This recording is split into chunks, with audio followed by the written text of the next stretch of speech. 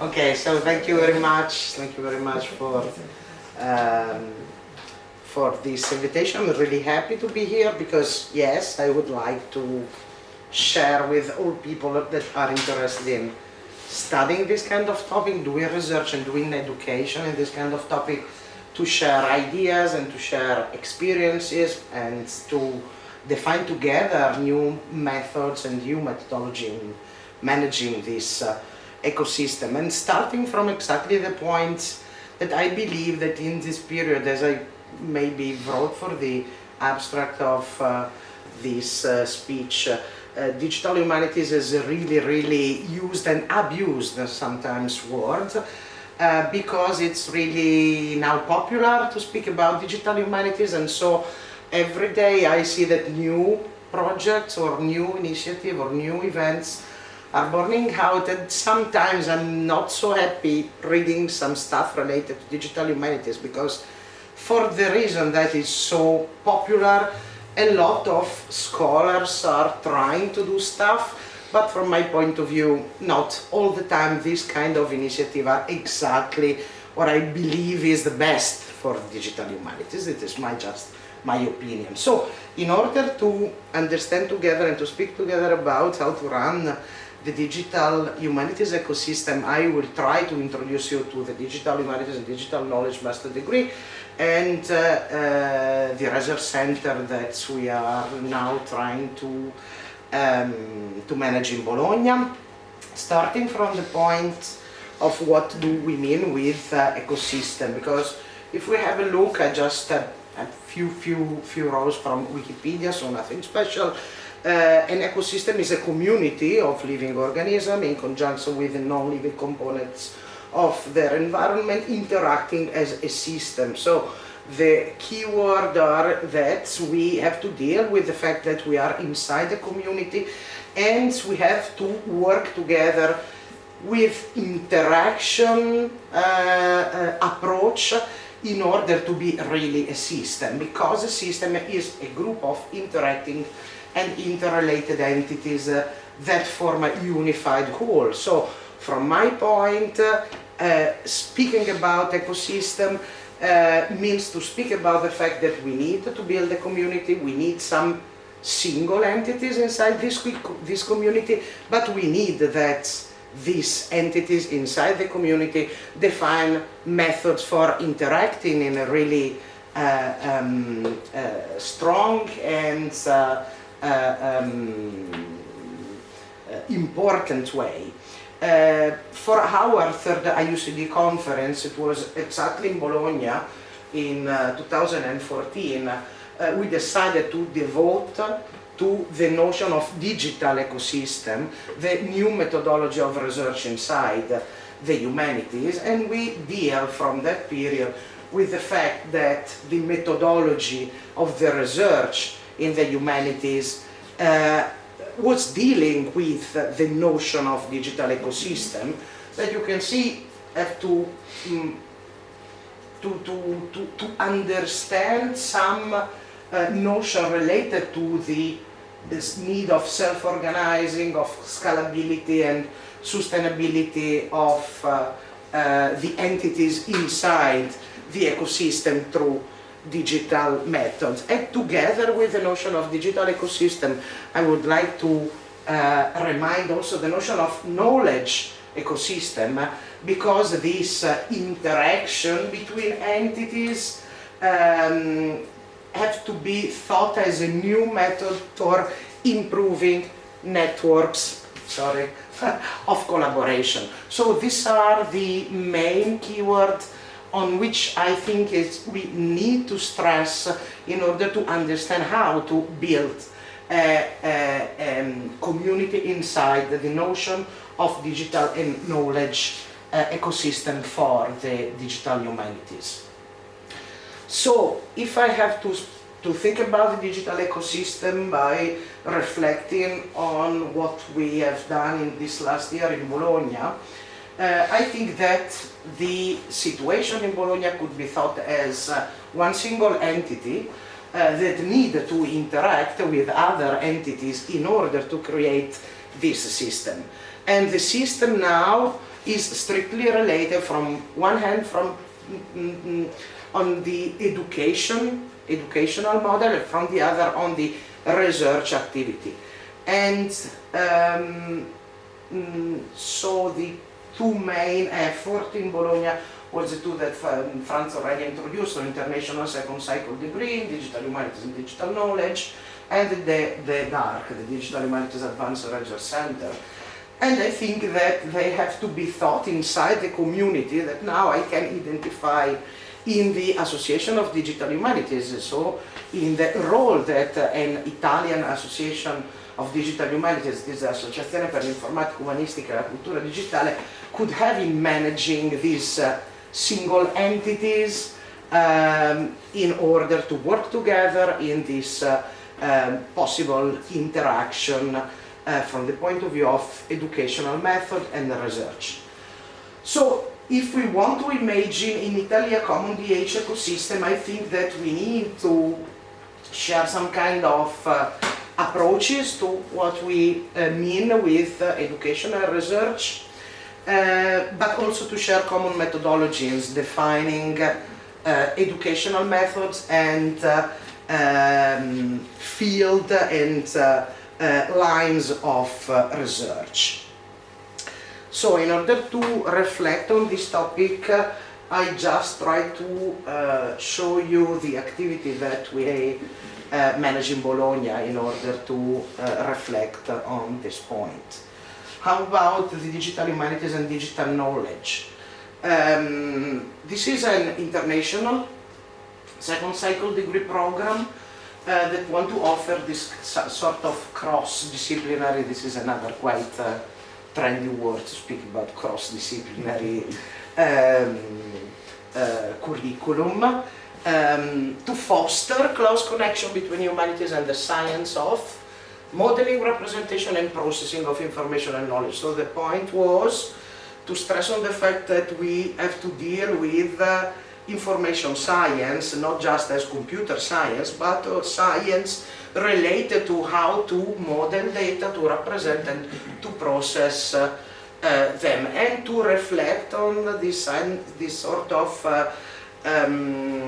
life cycle of digital data in the canonical approach that can help us to pass from the notion of data to the notion of information till the definition of new knowledge. In fact, the main aim of the degree is to create people able to manage the whole life cycle of cultural objects, from the design and the planning of heterogeneous and complex digital cultural objects till the manipulation and the deployment by the end user. So this was the main idea for starting this degree. And how to reach these objectives. Work on a variety of different subjects in order to hybridize, integrate skill and know-how on some specific competencies and expertise that we were imagining. Especially, as you can read, the digital management of cultural documents, the creation of multimedia resources in the GLAM domain, the designing of complex information system, the topic of analytics, data and content, and in general the valorization of the entire life cycle. And in detail, the idea was to reflect on two levels with a third, we can say,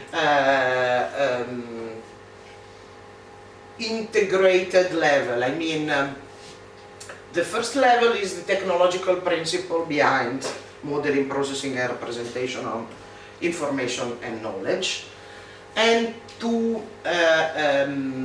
add to this technological approach to data information knowledge, the humanistic approach to data from a literary and philological linguistic level and from historical and cultural level in a wide sense. So the technology is thought as a part of a general reflection starting from two main domains in the humanities, literary and linguistic from one hand and cultural and historical from the other.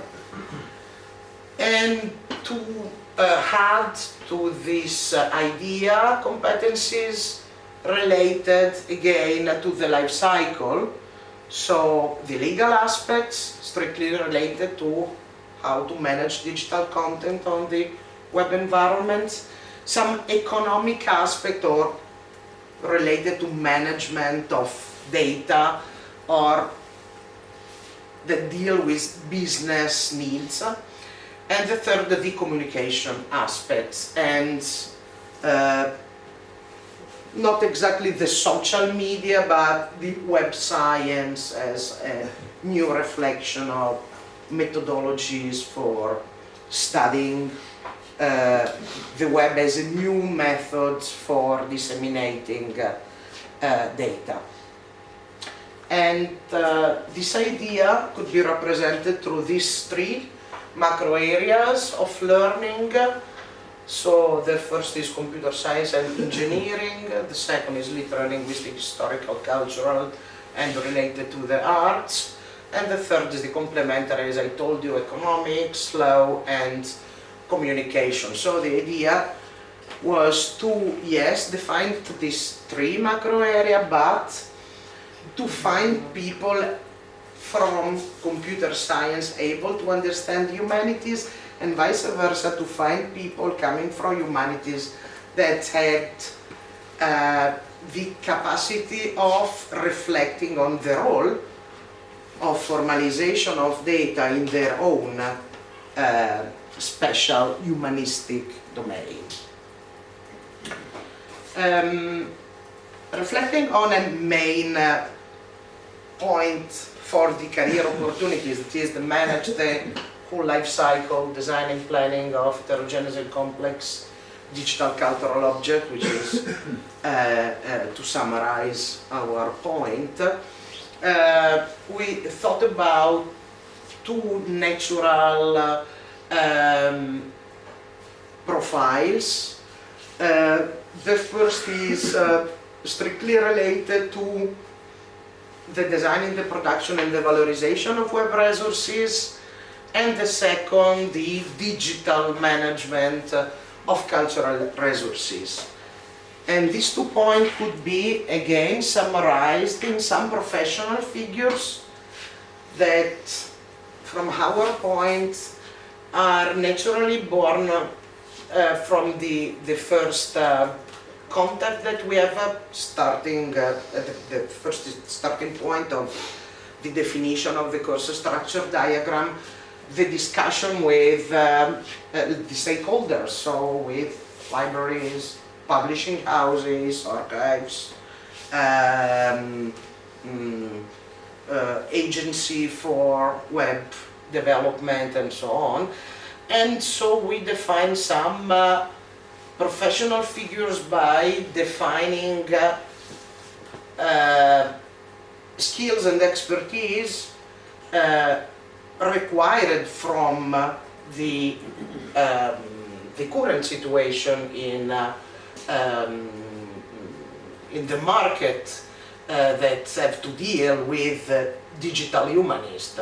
So profile as the data curator, the data scientist, the digital library specialist, the digital publishing expert, the knowledge engineer, knowledge organizer, metadata specialist, multimedia object specialist, open data expert, social media expert, user experience designer, web analyst, web content specialist, web information architect, and web project manager. These are the main professional figures that we define as a result of the discussion with the stakeholders that have been involved in the definition of the program structure diagram for the degree. In fact, the partnership, so the idea of defining partnership with stakeholders at the level, as I told you, of publisher, web agency, institution, cultural institution, agency for tool development, or services and company that deal with digital environments, or even the National and International Association of Digital Humanities was one of the main points, also in order to guarantee not just a connection with the stakeholders, but also to give the possibility for students to do internship in a really concrete way for a digital humanist figure. Here, just to give you a look of the course structure diagram. So during the first year, we have a number of teaching strictly related to the area of computer science, computational thinking and programming, data modeling and database, information modeling, web technologies, knowledge representation and extraction, and intangible artifact, cultural heritage and multimedia. So these are all the teachings strictly related to the computer science approach to cultural data. At the level of literary linguistic disciplines, the idea, as I told you, was to work a lot on the philological aspects, so this teaching is scholarly and digital approaches, on linguistics, so text retrieval analysis and mining, and in general on the role of digital text in the humanities through the reflection on theories, methodologies and application related to the creation of digital text. And the third, that is the area of cultural heritage, in the specific domain of libraries, archives and museum, two different classes, one on organizing knowledge and in archives and library almost, and the second is museology, museography and virtual environment. So this is the first year, so the classes that are taught for the first year, and during the second year the idea is to add the knowledge coming from the complementary, as I told you, area. So students are asked to choose one for each area, one from the area of law and digital methods, or copyright, open access, or the arts law in the digital area, one from management and organization. Now we have business strategy and entrepreneurship as the two teaching for the area. And the third, as I told you, communication and social, is almost related to the web science and the storytelling as a new method for disseminating data through new methods of dissemination. And another area is called computing and the humanities, where the idea was to add other kind of discipline from a special point of view of the humanities. So how the humanities could be rethought through some kind of computational method, as the usability or the processing of natural language, the notion of open science, and so on. At the end of the second year, students are asked also to choose an activity between internship, seminar and laboratory, and especially the final examination could be traditional final examination or It could be a mix with internship in Italy or abroad, or an activity for the preparation for the final examination abroad. And this aspect of the internship is quite important because of the fact that we base all the evaluation methods in all the different classes inside the degree with a sort of project-oriented approach, because students have to prepare for the final examination a project, a concrete project strictly in relation to the knowledge that they had to deal in the different classes, and they produce project that now we are collecting in order to create a sort of data set of all the decentralized project created by students in different fields. Here you can see on the website projects as a result of the scholarly editing and digital approach class, some other from knowledge organization, some from knowledge extraction, other are related to museology, museography. The last one was for intangible artifacts and so on.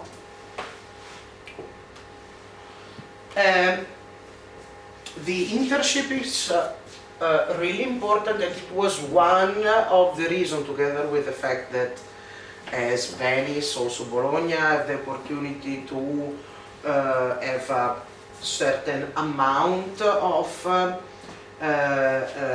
not just money but also possibility, that is the Department of Excellence, to create a center in order to give to students the opportunity also to do internship inside the university, and so to work together with their teachers in projects managed by teachers of DHDK. So the idea was to create this Digital Humanities Advanced Research Center.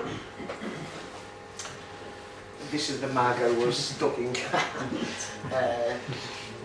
Now it's just a digital representation of a possible gadget. We have to copy this. Yeah. We haven't still realized it, but we want to. It's just now it's just an image, but we want to create it. And so this Digital Humanities Advanced Research Center had the idea to let teachers involved in the degree to share their project, and at the same time to become a place to host research projects, training activities, long-term projects and collaboration, and also to host scholars for visiting periods, to manage collaboration on some ongoing projects. So the center was born with mostly the idea to create a more strict connection between teachers inside the DHDK master degree, to create a space for students in order to do internship, but also now we are trying to do a little bit more, that is to host project and to let people to come and to collaborate on project that each of us is trying to manage. This is the people that now is working inside. It's terrible, this image. What? Yeah, it's terrible. These are people working inside the DHDK, and so they are the same person that are involved in teachings. The main topic of the research are the same topic that you have seen in the DHDK, so organizing knowledge, representing knowledge, data science, semantic publishing, computational linguistics and digital philology. These are our research topics, and the project that you can read on the website are strictly related to these topics. One of the last projects, or maybe this is the really first activity that people coming from DH.ARC did together. I mean, each of us before the international degree had its own series of projects. So we decided inside DH.ARC to share our expertise and to share our experience on project and to have a common place to have the possibility to understand which kind of activity each of us represented by the archival document was the first step that we decided to start with, and to reflect by creating this digital library, which is a repository on Omeka, so nothing special from the technological point of view, to reflect how to deal with the problem of mixing ontologies for the description of heterogeneous document, to manage an application and to produce the IIIF manifest for each item, to create a possibility to export in some kind of linked data serialization, in this case is JSON LD, how to manage the semantic relationship, not just thinking about the hierarchy of archival documents, but to try to work on the possible different horizontal, so in a graph-oriented approach relationship, to work on the problem of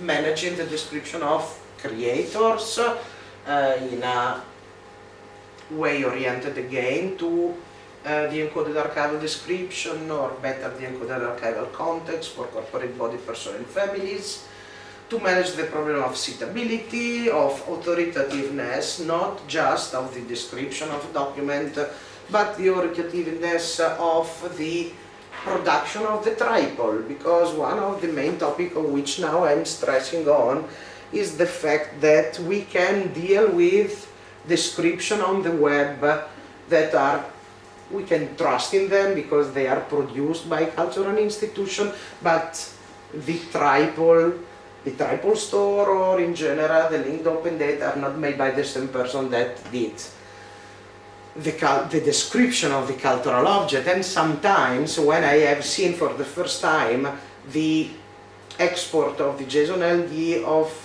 the description of this item was terrible, because of the fact that it's not trivial to define a good model for managing the relationship as in the linked open data environment between the real object, so the entity as a real object, and the description of that object.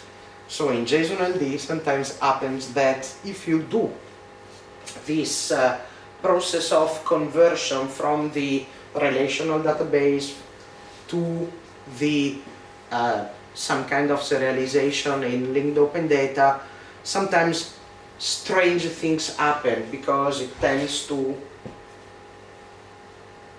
not to separate exactly the description of the object and the description of the content of the object and the description of the item that I'm producing. But I don't want to bore on this, maybe we can come back later. So the provenance for the assertion is quite important, but also the definition of the sources, again, in with the idea of giving the maximum trust to the information, not just from the catalographical point of view, but also from the point of view of the creation of the linked open data objects.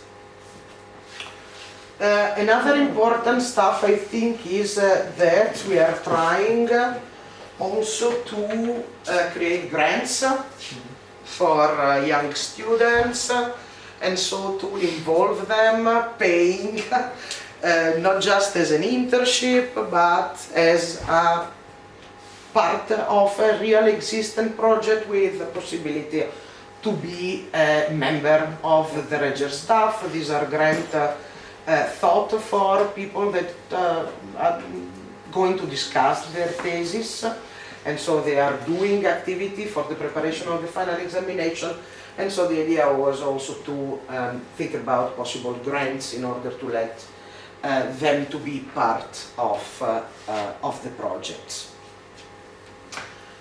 What's the role of the AIUCD in this idea? As I said, the starting of the speech, the idea of the AIUCD, from my point of view, could be, or better, AIUCD could be thought that the key point for defining a common community and in order to let the digital humanities ecosystem run, again with the idea of defining, interacting and interrelated entities that form a unified whole.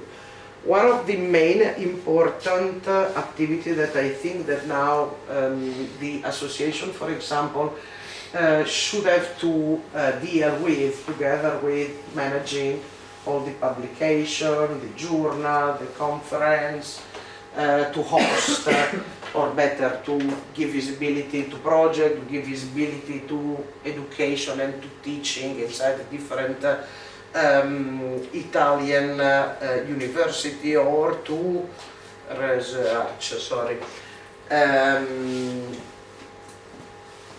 And to be a place where all the activity in digital humanities can find a place to be visible at the national, but also opening at the international level, is to also to think on some of the real problem that the community now is have to deal with.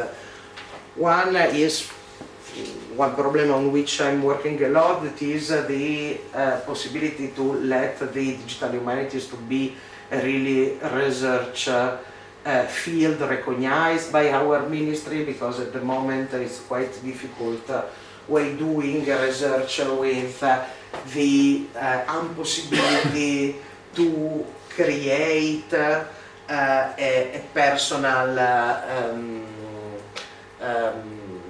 to identify ourselves inside the research community, we can say this way.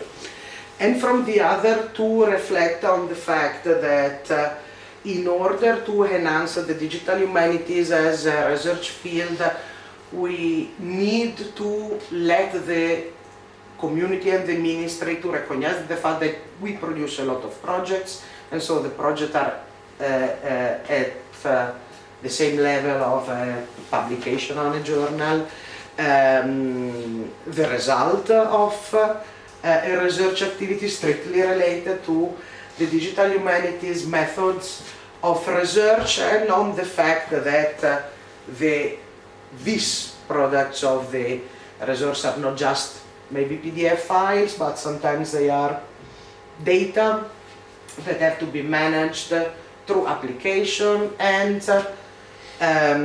the university have to deal with the fact that we have to guarantee the long-term preservation of this data together with their application inside our environment. And so I think that the AIUCD could be, yes, from one point, the place where to create the community, but at the same time to reflect on these important issues that, from my personal point of view, have to be faced in order to let the digital humanities to become a really field of research also in Italy. Thank you.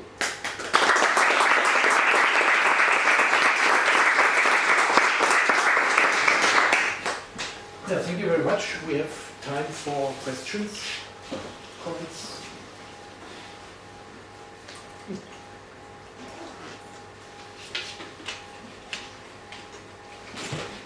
I can make the warm-up maybe. So it was interesting for me to learn that you create the center, so the DH.ARC, as a platform for the students that you also develop. So, but that was the main aim of creating that center. So, because It was not the main. The idea was, the first idea was, we need to create a space as scholars to share our experience. Ah, okay. So we teach inside the degree, but we need also to have a place to share the research and so to start to discuss about our research, because all people working inside the degree come from different background and so have different background, come from different department, and so the research center was a possibility to share our research. But when we created the center at the same time, we thought about the possibility when we decided to share our project inside the research center. So each project of each person inside the DH.ARC has been disseminated in the website in order to show which was our point of view on digital humanities. The idea was also, why not to serve as a platform also for students, that is to give the possibility to students to work together with us on the research that we are doing inside the DH.ARC. And so it was born naturally from the discussion on the role of the center, because we wanted to guarantee a strong connection between education and research. And so to find a way to let education to speak with the research, and at the same time the research to be a real educational tool for students, to let them understand what we mean with doing research inside the digital humanities. Yeah, that they serve the projects. So that's a big difference to research projects in Germany, where you have always student researchers which get paid. So apart from being students, they do this as a real job, being paid, and this is not an option here in research work. So in Cologne, they are doing the actual work. We are always talking, and they work. And, but it's beneficial. It's not an exploitive relationship. So that was my experience at least, and this is what I'm missing here. So that it's we really have to think about how to include students of the Laurea Magistral, which will start in September here, to include them really to the project, to also ask to the colleagues who get funding from the center, for example, to say, okay, we have students that need a tironcino, or do you have to be involved into a personal project, make a suggestion. So you can benefit from it, and the student will be able to learn a lot. So carrying out a project which has then also a meaning. So there will be a result. This is not just educational rubbish, so but it's so you generate knowledge or information, or maybe not only data. Yes, I think. Certainly. Yes. I think one thing we've been thinking ourselves about for programs, master's programs in digital humanities, is that what would be good would be having a running laboratorio, so a running workshop, so to speak, that once a week for 2 years they constantly follow and they apply what they do. And this is extremely difficult in the university regulations and to have something that runs through the period. But in an ideal world, what would be an idea that's coming up to my mind would be, it would be nice if they choose a project like a progetto di laurea or thesis, but at the very first semester, and they go through that project as they go in the 2 years, and developing that project, as you said earlier, full stack, from encoding XML, for example, to at the end to producing statistics or visualizations. But it's very hard in the Italian universities to have a student pursuing one project for 2 years, 1 hour a week. Yes, And 2 years the is teacher. The teacher. 2 years is a little bit hard. But what I do during the second year, for example, is to concentrate all the classes during the first semester. So the second semester is completely devoted to the preparation of the final examination. So they have almost 6 months, because the first session for discussing the thesis is July for students. And so they have from January to July to work on the project. July is the first useful date, but they cannot remain in course till February of the next year. So they have a long time in order to work on the project and to prepare the final examination by doing internship or doing research, not necessarily strictly related to internship for all the period. So it's a quite long period. I wonder whether Yeah, it's just an addition to this, because I was wondering why, well, it's probably in our system, in our current system, it's probably going to be possible to introduce a workshop, which is already used in many of our degrees. So this is something we might want to consider in the future, because if it's not possible to have long workshop throughout the 2 years, it might be possible to have a month semester workshop, which is very similar to what you were saying, which is something that is already present in our degrees. I'm writing a workshop myself in public history, so this is something that's possible and something we might be thinking about for the other year, the next year. I'm thinking right now is you could.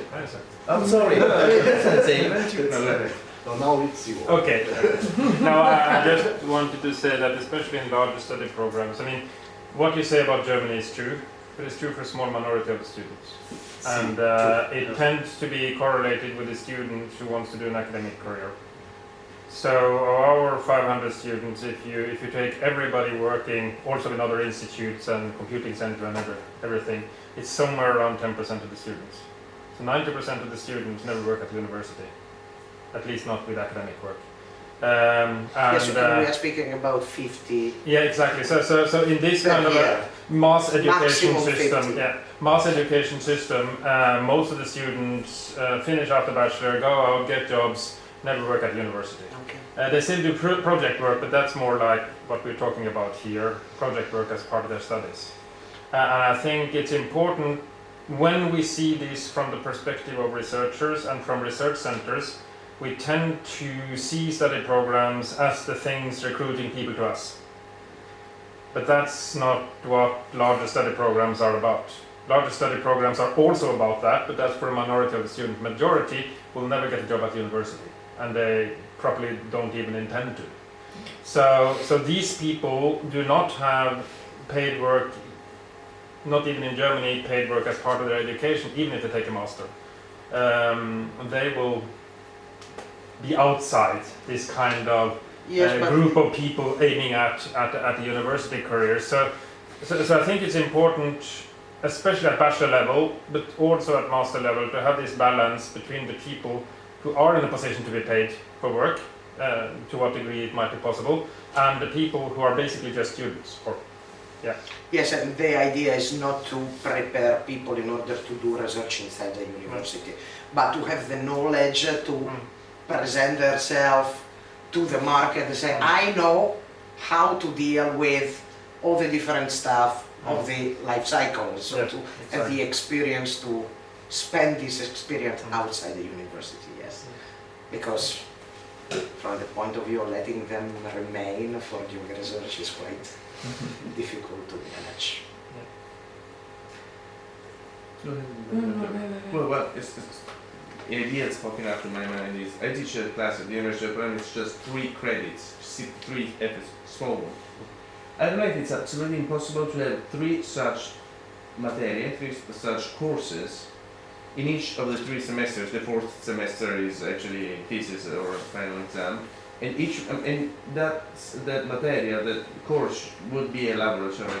I think that would still be a trick to make something that's running through the whole course. And that's what you said earlier, putting the pieces together. The students have a hard time putting the pieces together. I'm encoding XML, why? And then I'm studying literary analysis, automatic linguistic analysis, why? So you should put the 2 together. Maybe the laboratory could collaborate with the other courses to put the pieces together and run through the whole course, being split into 3 classes, small ones. Yeah, I very much agree, but so I'm in the hell of administrative and regulations, and I mean, if you are far more experienced than we are creating, so you have been successfully creating already, so that would be so in a similar I direction. think that Also, there are possible some kind of... But then your teaching stuff is all recruited from scholars already, so with a disciplinary background, with some digital competences, so from various levels, I suppose. That's how we build up our laurea as well. So we look who's there, and so this is how we design then our laurea in the fields of research, so both parts. So it's not, we are not coming from the idea, okay, digital humanities is something, and then we break it down to the ideal research program or study program. So it's very much following the options that we have. So as regards regulation and also competences of people that are here, but that which is probably similar in Bologna. Yes. Just want to focus on the last part of your speech. The fact that our work is not really recognized by the other scholars from the traditional fields, and this is actually the sometimes very, frustrating sometimes. No, not only frustrating. It's more about how can we, as an organization or digital humanities organization in Italy and wherever, try to get our fields, our research as being something that can be recognized as scholar research. That's something that obviously we are in the system, but also not only in the system, but also with other, at the moment, if you want to have a project, whatever you want to, whatever you apply for, is Marie Curie or whatever. They ask you the settore scientifico. They ask you to do the digital part, and sometimes it's also very, it's very curious to see people that don't have a clue where to start, to have the, I'm actually sometimes very impressed by the fact that the people can attend 2 workshops and think that they can do digital stuff. I wouldn't be able to do it. So that's probably sometimes I'm always thinking of some workshop where we can meet and actually explain how to do and how can be the workflow. If you think that you need to also have not just the theoretical stuff, but also your practical, if a student want to have a digital humanities career, they have also to have their practical experience. So design a DH center where people can actually have their practical experience on projects. It is really important, and it's also really important to people that come from traditional fields understand that they also need to know a little bit of the practical stuff. Otherwise, they cannot understand the entire workflow, but also how to model the project in a digital environment. There are different steps that you always have to understand in order to have a plan, and also your digital project published, to have to understand how to plan your aims and your goals. And that's something that you can also say, you know. So that would be specific DH, but that's why it's missing as a That is settore completely disciplinare. missing. I mean, It's a disaster. it's not only about institutions. The institution cannot understand also because the people that have power don't understand how is what is important to or it's not what is important, but to recognize with whom they are working with, or you know what I mean. I mean that it is also about people that are working in our institutions that don't understand. And most of the people that are working here in humanities, not most, but lots of people that are working in humanities, they have a digital project. That a lot. of them. Lots So of how them. can you not recognize that and push also? So my to experience have a of coming change from in outside is that there is a institution. lot, so that everyone agrees that that's the case and you need experts. That's why I have been coming here. So people have been very welcoming and you all are here for that reason. But the problem is that Italian scholars are so much struggling because the discipline doesn't exist and you can't make this career and with all these prescribed, so how you can't do a habilitation because it has to be the traditional field. So in all other countries it's very flexible. The field is there because there's a community, there's an association, then you create a study program, and you can also create a professorship, Digital Humanities, there's no problem. But here you have to always fit into two, so you have to excel as a Digital Humanities expert scholar, but always in the traditional field.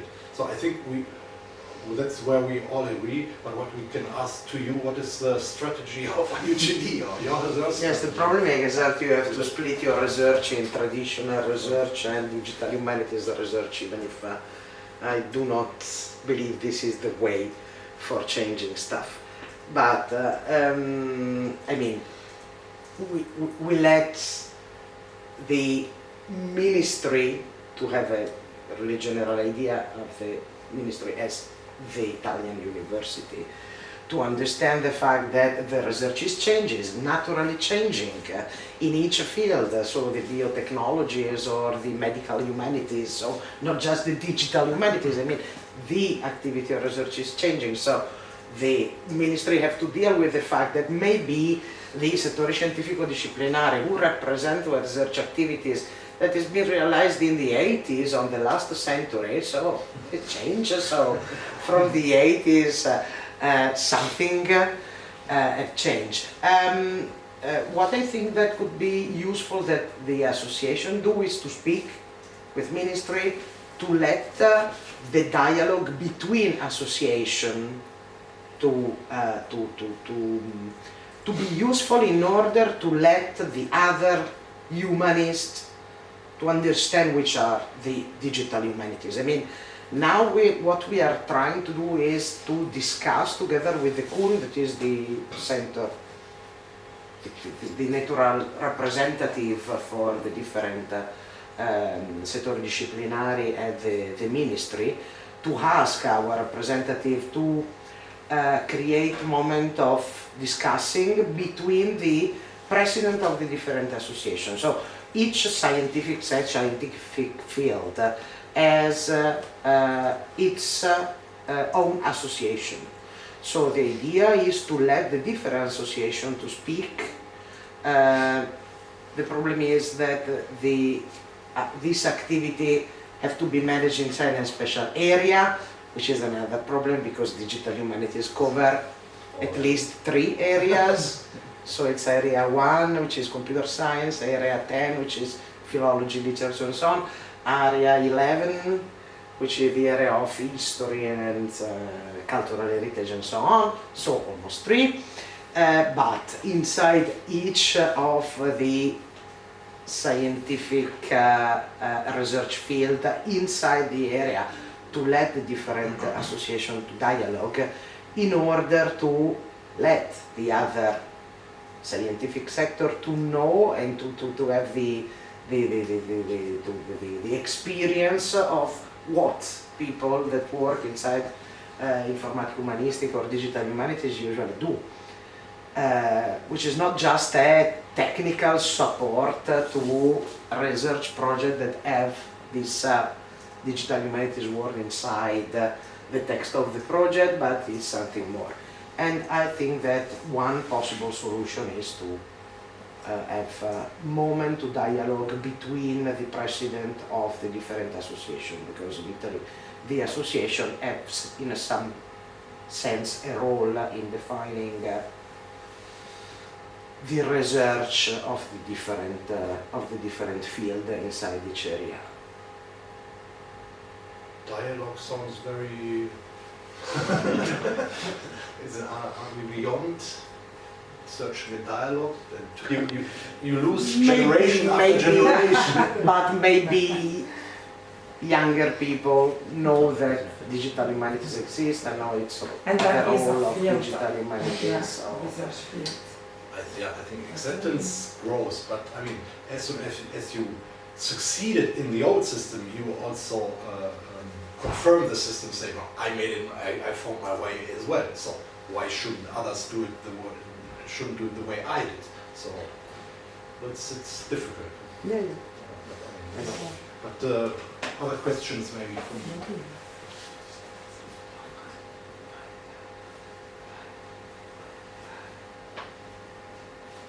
If there are no other questions, I mean, this is a dilemma, and I mean, I think Italian digital humanities can be very much more bold or self-confident in asking for a change. That's so. I'm an outsider. I know the Italian system is very rigid and strong and traditional, which is also quality in a way, but for our field it doesn't make it easier. As I told you, maybe when we were in Milan, maybe a possibility could be to try to let our rectors to be conscious Each of about. us could talk to. So there is a directors. CRUI, so there is a moment where rectors can share this problem, and if each university had the same problem, maybe at the level of the rectors, and so the conference of the different rectors of the different universities. Those universities who have created a center of excellence, like Bologna, so if your director won't say, but that's all rubbish what you do, you don't exist, so they won't do it. So obviously they have to support such an initiative. This could be a possibility. I think one of the main problems is related to the fact that the absence of what you mentioned at first in one of your first slides, the absence of the cross-disciplinary approach, which means that if, let's say, in 50 years, the disciplinary sector of this digital humanities will exist, it's going to be impossible to be at the same time digital humanist and, let's say, an early modern historian. So you have to choose from the beginning which sector you belong to, and then remain stuck to the same sector forever and ever. So it's not going to be possible in this type of system to be both at the same time, to be a historian and a digital humanist at the same time, which is normal in every other system in Europe and beyond. So I think this is one of the main questions. In fact, building on this, Yeah, that's it. building on this, I thought, just was reluctant to say that, okay, Europe-wise and research-wise, we are encouraged to do cross-disciplinary, interdisciplinary research because knowledge is connections. Knowledge The is European projects, for example, Right. they ask us to do Yes. interdisciplinary activity. In Italy, we have this burden, which are the sectors. So I think an easier solution would be if the committees, we were discussing about this earlier, if the committees of the Habilitazione, for example, had a little regulation that said, in some specific cases, you can join two committees. So this person should be judged by the medicine committee and by the psychology committee. Because it's not only about us. By the law committee and by the biology committee for something that has to do with bioethics, by theology and whatever else. So if that simple law was passed, the habilitation wouldn't be a problem anymore because two different committees So that would be an official, that's what I'm saying, recognition of interdisciplinary research as a value as opposed to as a burden. In fact, it's already said that the solution would be they just get rid of those disciplinary sections. But waiting for that, a simpler solution would be, that's an idea by Raul Mordetti, copyrighted Raul Mordetti. For once, they created a commissione interdisciplinare. For once. That would help a lot. But Paolo, think about, it's just, it was the old idea of teaching digital humanities. I teach you computer science, so I ask a computer scientist to teach you computer science, and then I ask a philologist to teach you philology. And then, okay, now it's you that have to decide how to put together computer science and philology. It doesn't run. From my point, it doesn't run. I mean, if you have, Cannot function to put together two different commissions because they have two completely different way of thinking about your research. There are cases where this have been done, where research proposals have double evaluation, and it works sometimes. So there might be cases where the approach would work. But what you often see in double evaluation is that good digital humanities projects are bad computer science projects. Even if the computing side is perfectly fine, they don't do any kind of computer science research, what that might be. They don't do the things that people in traditional theoretical computer science see as real research. And they don't really see it as advanced computer science applied research because it is something else.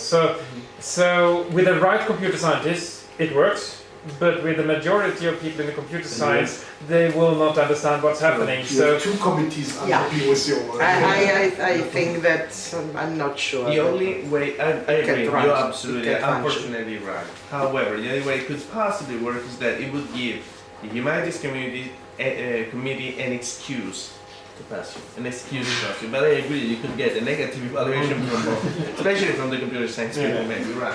So we have to close, can you close on a positive note, maybe? No. That's a challenge.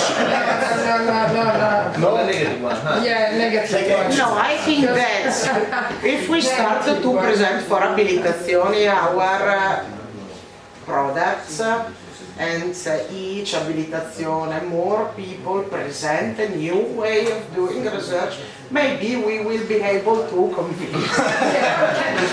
That is a good idea to work in this direction. No, a positive point is that I received the abilitazione and I was really astonished when it happens, because I said, oh, I try, and they told me, wow, the digital edition is a wonderful project, your reflection on organizing knowledge in archives are quite good, and so on.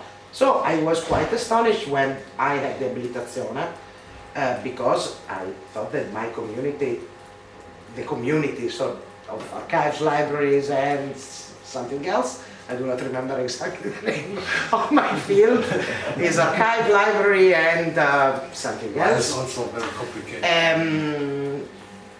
But this is a positive result, because in some way they recognize my work, and they decided, and also my department decided to create a position for a professor inside my department in the field of digital humanities. So something positive was happening. Yeah. Thank you very much. Thank you.